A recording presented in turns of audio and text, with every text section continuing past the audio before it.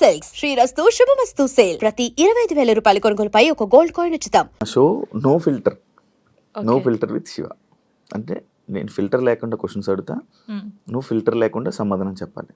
చెప్తాను. స్టార్టింగ్ ఏది దీనికి ఆ ఫిల్టర్ అని అనొద్దు. స్టార్టింగ్ నార్మల్ గా ఉంటది, తర్వాత కూడా నార్మల్ గా తెలుసు, ఉంటది. మీ ఇంటర్వ్యూ చూస్తూ ఉంటాను కదా, తెలుసు మీరంతా. ఎలా ఉంది ఇప్పుడు నీ జర్నీ మొత్తం? ఓకే, బాగుంది. అసలు నీకు ఈ ఫోక్ డాన్సర్ అంటే డాన్స్ లో టైప్స్ ఉంటాయా? చాలా టైప్స్ ఉంటాయి. ఈ ఫోక్ డాన్సింగ్ అంటే ఇంట్రెస్ట్ ఎందుకు వచ్చింది అసలు డాన్సర్ మీద నీకు? ఎందుకంటే ఎప్పుడు వచ్చింది, ఎలా వచ్చింది? చిన్నప్పుడు స్కూల్లో డాన్స్ చేసేదాన్ని. శ్రీధర్ మాస్టర్ అని ఉండేవాడు, క్లాస్కి వెళ్ళేదాన్ని నేను అక్కడ. సో డాన్స్ నేర్చుకున్నాను. మా డాడీకి ఎక్కువ ఇంట్రెస్ట్ ఉండే ఫస్ట్ డాన్స్ మీద. తనే క్లాస్కి వెళ్ళి పంపించాడు. క్లాసికల్ కూడా నేర్చుకున్నాను నేను.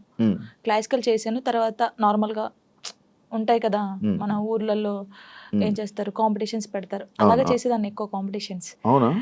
నేను డాన్స్ అంటే చిన్నప్పుడు అంత లేదు కదా, అలా డాన్స్ నేర్చుకుని శ్రేయ హీరోయిన్ తెలుసు కదా, తను డాన్స్ చేస్తుంటే టీవీ దగ్గర కూర్చొని ఇలాగే చూస్తాను, నేను ఇలా చెయ్యాలి, తనని చూసే నేను నిజంగా చిన్నప్పుడు తనని చూసే నేను ఇలా చేయాలి, ఇలా నడుము తిప్పాలి, ఇలా ఉండాలి అనుకుని అలా పర్ఫెక్ట్. ఇప్పుడు తనలా చేస్తున్నావా? తనలా అంటే కొంచెం అనుకో, చూసేవాళ్ళు చెప్పాలి, నేను చెప్పకూడదు. బాగా చేస్తున్నావు. అది నీ కొరియోగ్రాఫర్, నీ గురువు ఎవరని చెప్తే ఏమని చెప్తావు? శ్రీధర్ మాస్టర్. ఆయన నీ గురువు? దాని తర్వాత మొత్తం నీకు ఫైనల్ వరకు ఆయనే ఉన్నారా? అంటే ఫైనల్ వరకు కాదు, నేను ఫోక్ ఇండస్ట్రీకి రాకముందు నుంచి తనే నా గురువు. తన దగ్గర నేర్చుకున్నాను. ఈ ఫోక్ లో నీకు ఎలా అవకాశం వచ్చింది? బేసిక్గా ఈవెంట్స్ ఎక్కువ చేస్తాను. అప్పుడు నార్మల్గా నన్ను చూస్తూ ఉంటారు కదా వచ్చిన వాళ్ళు, ఎక్స్ప్రెషన్స్ బాగున్నాయి, పిల్ల బాగా చేస్తుంది. ఫోక్ సాంగ్స్లో ఫస్ట్ సైడ్ చేశాను నేను. గంగక్క తెలిసే ఉంటుంది. సో గంగక్క సాంగ్స్లో అలాగా సైడ్ డాన్సర్గా చేశాను ఫస్ట్. తర్వాత బేసిక్గా ఏమైందంటే సై టీవీ మీ అందరికీ తెలుసు, తిరుపతి అన్నయ్య, ఇంకొకటి పొద్దుపొడి శంకర్ అని చెప్పేసి మన ఆ అన్నయ్య ఫస్ట్ రావే రావే పెద్దమ్మ సాంగ్కి సరితక్క అని ఒక అక్క ఉంటుంది.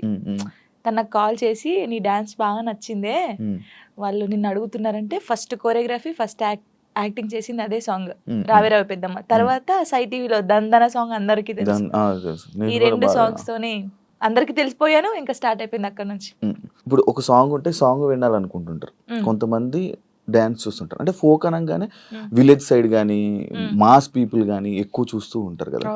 నిన్ను పలకరించే ఆడియన్స్ ఏ టైప్ ఆఫ్ ఆడియన్స్? నేను పలకరిస్తాను ఎక్కువ పల్లెటూరు వాళ్ళు చాలా, అసలు వాళ్ళ ఇంట్లో అమ్మాయి లాగానే చూస్తారు. పనిపోయి వస్తారు కదా, నాకు చాలా మంది కొన్ని వీడియోస్ పెట్టారు, రే జానమ్మ వీడియో పెట్టరా యూట్యూబ్ లో పెట్టు, తినుకుంటూ చూస్తారు పనికి వెళ్ళి వచ్చి అలసిపోయి. అలాంటి చాలా ఇష్టం. పాడిన వాళ్ళకన్నా చూసేవాళ్ళు ఎక్కువ ఇది. పాపం పాడిన వాళ్ళకి వస్తుంది, బట్ మనమే పాడినాం అనుకుంటారు చాలా మంది. కొంతమంది అడిగారు, ఈ పాట నేను కాదమ్మా పాడింది, నేను యాక్టింగ్ చేస్తాను, పాడింది వేరే వాళ్ళని చెప్పాను చాలా సార్లు. నీకు యాక్టింగ్ ఇష్టం, ఓన్లీ డాన్స్ ఇష్టం? యాక్టింగ్ కూడా ఇష్టం. యాక్టింగ్ ఇష్టం. ట్రై చేసావా ఎప్పుడైనా? ట్రై చేశాను చిన్నగా. తుపాకీ రాముల్లో చేశాను కదా నేను, ఫ్రెండ్ క్యారెక్టర్ చేశాను. యాక్చువల్గా చాలా మందికి సినిమాల్లో మూవీస్ లో చెయ్యాలి డాన్స్, లైక్ ఇలా మూవీస్ మొత్తం బ్యాక్ సైడ్ ఉంటారు కానీ, లేకపోతే ఫ్రెండ్ గా చేసి, లేకపోతే ఇలా డాన్స్ చేయాలి అనుకుంటారు కానీ, ఫోక్ కి అంత చాలా మంది ఎక్కువ రారు, మ్యాక్స్ ఎక్కువ ఇంట్రెస్ట్ చూపించారు. బట్ నువ్వు ఎందుకు ఇదే అనుకుని ఉండిపోయావు?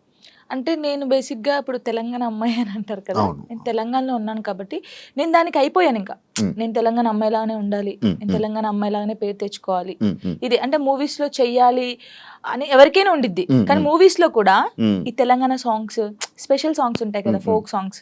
ఇప్పుడు మూవీస్ లో కూడా ఫోక్ సాంగ్స్ పెడుతున్నారు, అలాంటివి వస్తేనే చేస్తాను, లేకపోతే వేరే చేయను. ఇప్పుడు ఎన్ని చేసి ఉంటావు? 2000 దాటిపోయి ఉంటాయి. లెక్క పెడితే ఇంకా చాలా వస్తాయి. 2000 వీడియోసా?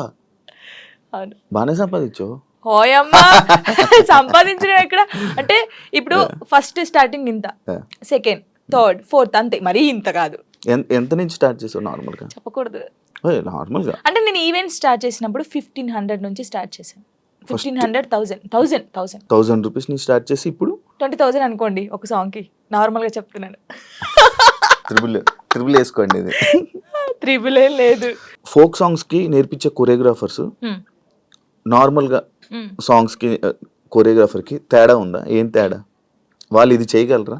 ఫోక్ సాంగ్స్ చేసేవాళ్ళు చాలా మంది అంటే వాళ్ళకు ఉన్న టాలెంట్ చాలా ఉంటది. కానీ ఓన్లీ ఫోక్ వరకే ఉండిపోయారు. వాళ్ళు ఒకవేళ ఇటు వస్తే మాత్రం చాలా బాగుంటది. అంటే నేను చూసినంత వరకు. ఇప్పుడు నా సాంగ్స్ కొన్ని నేనే చేసుకుంటాను. కానీ చూసే వాళ్ళకి సేమ్ వే కనిపిస్తది కాబట్టి శేఖర్ మాస్టర్ ఉన్నారు. శేఖర్ వైరస్ అని చెప్పేసి చాలా బాగా చేస్తాడు ఆయన. శేఖర్ మాస్టర్ శేఖర్ మాస్టర్ కాదు, శేఖర్ వైరస్. మీ ఎక్స్ప్రెషన్స్ మారిపోతున్నాయి మళ్ళీ. శేఖర్ వైరస్ అని, ఆ తర్వాత శాంతిరాజ్ మాస్టర్ అని, నమ్రీత్ అని తమ్ముడు ఉంటాడు ఆయన, కళ్యాణ్, ఇంకెవరున్నారు, రాజేష్ మాస్టర్ అని, రఘు జాను అని చెప్పేసి తమ్ముడు. వీళ్ళందరూ ఏంటంటే ఫోక్ మాస్టర్సే అంటారు కానీ వాళ్ళకున్న టాలెంట్ చాలా ఉంటది. వాళ్ళు కోరుకున్నారు ఎప్పుడైనా ఈ కొరియోగ్రాఫర్ గా మీరు మారొచ్చు కదా, మామూలుగా నేర్పించొచ్చు కదా అని నువ్వు సపోర్ట్ చేయడం ఏం చేసావా? అంటే సపోర్ట్ అంటే సాంగ్స్ ఇస్తాం, ఈ కొరియోగ్రాఫర్ అయితే బాగుంటది, ఇది చెయ్యండి అని చెప్తాం. కానీ మరీ ఇండస్ట్రీ గురించి మనకు తెలియదు కదా, ఇండస్ట్రీకి వెళ్ళానని చెప్పలేము. ఇప్పుడు ఇండస్ట్రీ పర్సన్ కదా. ఇప్పుడు చేస్తాను. ఒకవేళ ఎవరైనా అడిగితే వీళ్ళు ఉన్నారు మాస్టర్ తీసుకోండి, లేకపోతే వీళ్ళు ఉన్నారు తీసుకోండి అని చెప్తాం. ఇండస్ట్రీలోకి వచ్చాను అబ్బా, ఇండస్ట్రీలోకి అనవసరంగా వచ్చానే, లేకపోతే ఈ ఫీల్డ్ లోకి రాకుండా ఉండాల్సింది అని నీకు ఎప్పుడైనా అనిపించింది? ఎప్పుడు కొన్ని కామెంట్స్ చూసినప్పుడు ఏంద్రా ఈ బాధ, నాకు అసలు నేను ఎందుకు డాన్సర్ అయ్యాను, ఎందుకు అంటే ఈ ఫీల్డ్కి ఎందుకు వచ్చాను, అసలు మన సాంగ్స్ హిట్ కాకపోతే బాగుండేది, ఏదో నార్మల్గా చేసుకొని ఉంటే అయిపోయేది. ఈ హిట్ అయిన తర్వాత కొంచెం పేరు వచ్చిన తర్వాత ఈ కామెంట్స్ అసలు ఈ తలనొప్పి అవసరమా మనకు అనిపించింది. ఏం కామెంట్స్ వచ్చేవి నీకు నార్మల్ డాన్స్ చేసేటప్పుడు? అదే సేమ్ డాన్స్, సేమ్ ఎక్స్ప్రెషన్స్, ఏంట్రా బాబు యూట్యూబ్ లో ఒకతే ఉందా తీసేయండిరా ఇవి. ఇదే ఏదైతే కామెంట్ ఉందో నీకు డీ చేస్తున్నప్పుడు కూడా వచ్చాయి కదా? చాలా వచ్చాయి. ఇంకా చాలా ఇది పోయిందా, సరే ఇందులో అన్నారు, సరే పోనీ కొంచెం స్ట్రాంగ్ అయ్యాను నేను. కొన్ని అయితే ఇలాగే అంటారులే అనుకున్నాను. డీకి వచ్చిన తర్వాత చూసుకో, సేమా అక్కడ కూడా పోయి అదే చేస్తున్నావా, ఇదే ఫోక్ డాన్సా, ఇంకేం రాదు నీకు, ఇదే ఉరి నీకేం తెలుసురా నాయన, నాకైతే వాడికి అనిపిస్తే వాడిని కూర్చోబెట్టి అది కాదు తమ్ముడు, లేకపోతే అది కాదన్నా, లేకపోతే అది కాదు అంకుల్, ఇలా చెప్పాలనిపిస్తుంది. నీకేం తెలుసురా డాన్స్ గురించి, ఏ సాంగ్ ఎలా మీరు నన్ను చూస్తున్నారు 5 years నుంచి, ఒక అమ్మాయిని డాన్స్ చూస్తున్నా, ఎక్స్ప్రెషన్స్ చూస్తుంటే వానికి వెరైటీగా ఏం కనిపిస్తుంది చెప్పండి మీరు? అవును, అవే ఎక్స్ప్రెషన్లు ఇస్తున్నావు. నిన్ను కూడా చాలా సార్లు విన్నాను ఇది, అవే ఎక్స్ప్రెషన్లు ఇస్తుంది, ఇవే చేస్తుంది. ఎందుకు శేఖర్ మాస్టర్ అంత లేపుతున్నాడు అని అన్నా. అసలు శేఖర్ మాస్టర్ లేపుతున్నారు అంటున్నారు కానీ అది కాదు. ఇప్పుడు మీరు ఉన్నారండి, నార్మల్ గా మీరు ఒక స్టైల్ చూస్తున్నారు, రోజు ఒక స్టైల్ చూస్తారు. ఇప్పుడు వెస్టర్న్ డాన్స్ మీ ముందు చేస్తారు, ఒక్కసారి వచ్చి ఒక మాస్ సాంగ్ చేస్తే మీరు వావ్ సూపర్ అంటారు ఎవరైనా సరే. నార్మల్ పర్సన్ ఒక డప్పు కొడుతుంటే మనకు కాలాగదు. మాస్టర్స్ చాలా మందిని చూసారు, అందరూ జెమ్స్ చేయడము, వెస్టర్న్ సాంగ్స్ చేయడం. ఒక్కసారి నేను ఫోక్ సాంగ్ చేయడంతోనే ఒక వేరియేషన్ వచ్చింది ఆయనకి. అది చూసి అనడం తప్పే ఉంది చెప్పండి? ఒక్కసారి ఆలోచించండి. కొంచెమైనా బుర్ర ఉంది వీళ్ళకి, నాకు అర్థం కావట్లేదు అది. దానికి కూడా కామెంట్స్ పెట్టారు, ఎందుకు ఎంత ఓవర్ ఎక్సైట్ అవుతున్నాడు. ఇప్పుడు మీరు ఉన్నారండి, అంటే నార్మల్ గా మిమ్మల్ని ఎగ్జాంపుల్ తీసుకోండి. నార్మల్ గా మీరు తెలంగాణ సాంగ్ వినంగానే మీకు ఏమనిపిస్తుంది? మాస్ డాన్స్ ఒక ఎక్స్ప్రెషన్ వస్తుంది. వెస్టర్న్ సాంగ్ చేసినప్పుడు ఇలా అంటారు.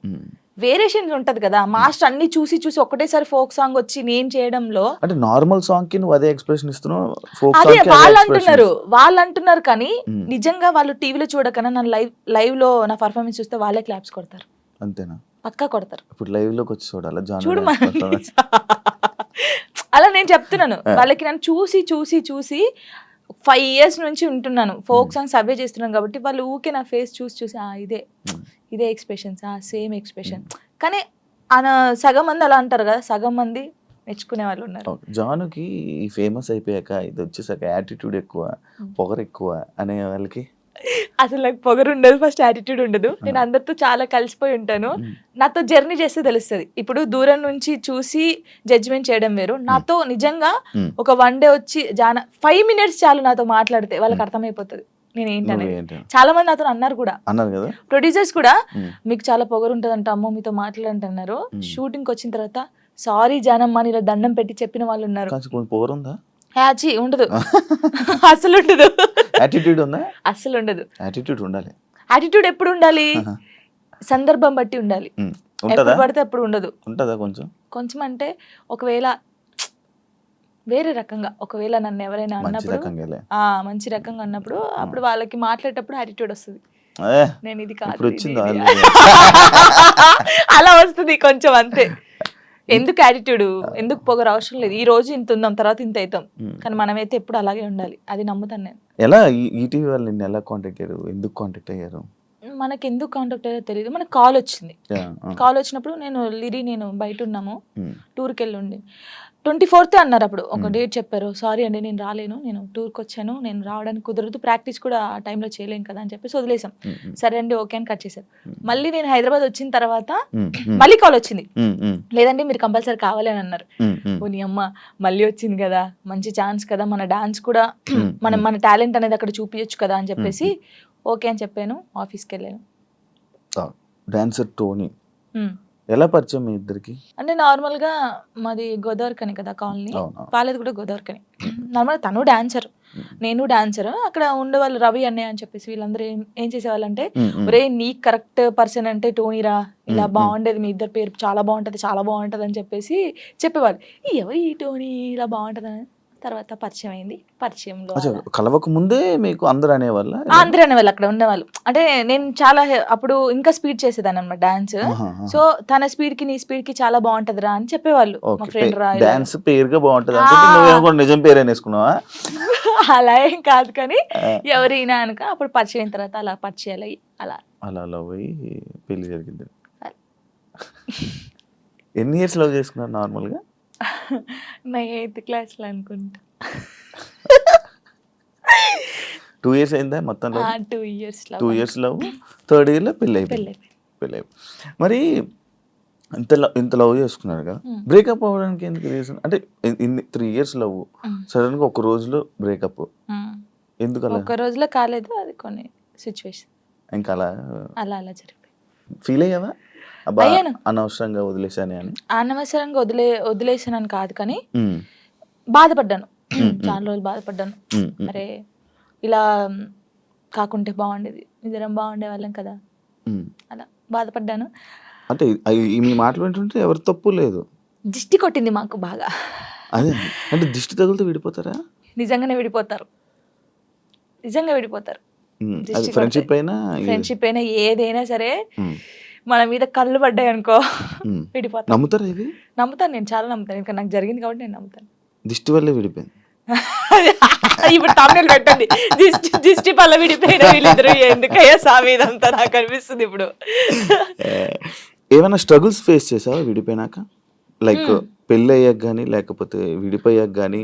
పెళ్ళిలో పెళ్ళి అయిన తర్వాత బాగున్నాం, ఇద్దరం ఈవెంట్స్ చేసుకున్నాం, లిరిని బాగా చూసుకున్నాం, అంత కొన్ని ఇప్పుడు అవన్నీ మాట్లాడదలుచుకోలేను నేను. ఎందుకంటే పాతవి తవ్వేసి తన లైఫ్ బాగుంది, నా లైఫ్ బాగుంది, మధ్యలో మళ్ళీ టాపిక్స్ చేసి మళ్ళీ వెనక్కి లాగడం నాకు ఇష్టం లేదు.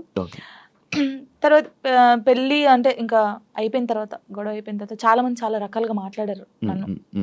అంటే రోడ్డు మీద నడుచుకుంటూ వెళ్ళేటప్పుడు కానీ చాలా, ఇప్పటికీ తప్పట్లేదు అది. ఇంకా లోకంలో మేము ఇద్దరమే ఉన్నాము, మా ఇద్దరికే డైవర్స్ అయిపోయినాయి, వీళ్ళిద్దరే వైఫ్ అండ్ హస్బెండ్స్, ఎవరు విడిపోలేదు అన్నట్టు చేస్తున్నారు జనాలు అయితే. నిజంగా అలా అప్పుడు కూడా అలాగే చేశారు. రోడ్డు మీద నడుతుంటే అప్పుడు చేశారు. అప్పుడు నేను ఇలా వెళ్తుంటే, అరే నేను మొగుడు వదిలేశారంటారా దీన్ని, ఇది ఏం చేసిందోరా, మొగుడు వదిలేశాడు అని చెప్పి అన్నారు. ఇలా వదిలేసిన తర్వాతనే కదా నాకు ఎక్కువ అలా చాలా స్ట్రగుల్స్ పడ్డాను. ఎవరున్నారు నీకు సపోర్ట్గా అప్పుడు? Mummy daddy. అమ్మ నాన్న ఏమన్నారు? మా మమ్మీ డాడీ అసలు, మా డాడీ గురించి చెప్తేనే ఏడిపోతుంది నాకు.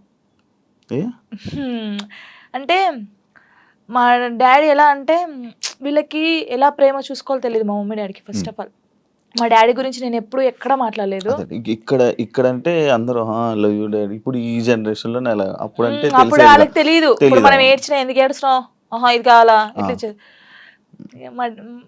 ఫస్ట్ మా డాడీకి సారీ అని చెప్పాలని ఉంది గట్టిగా, హక్ చేసుకొని. కానీ ఆయనకి ఆ ఫీలింగ్స్ ఉండవు, అంటే తెలియదు.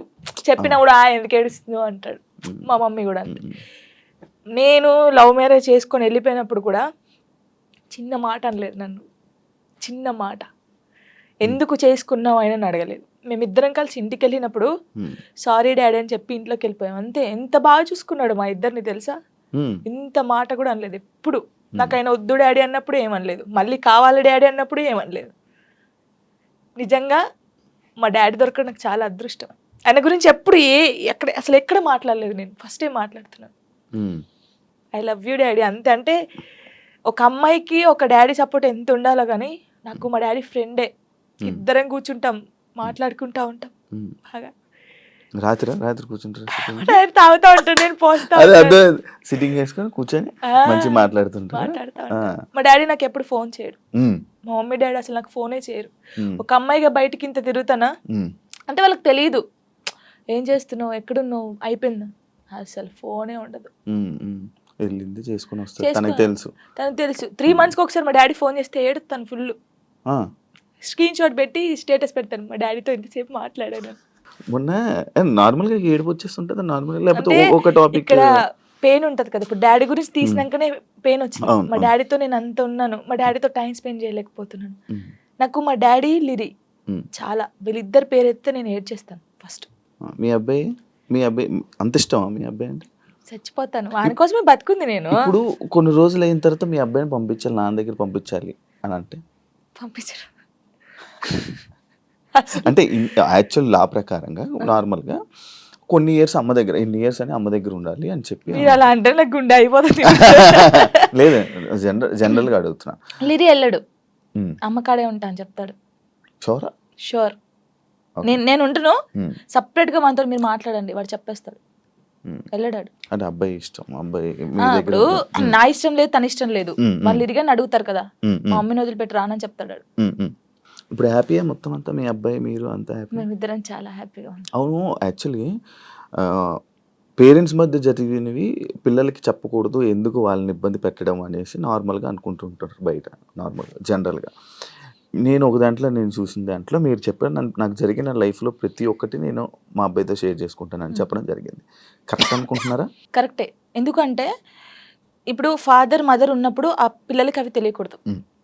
ఫాదర్ లేడు, సో అన్నీ నేనే వానికి.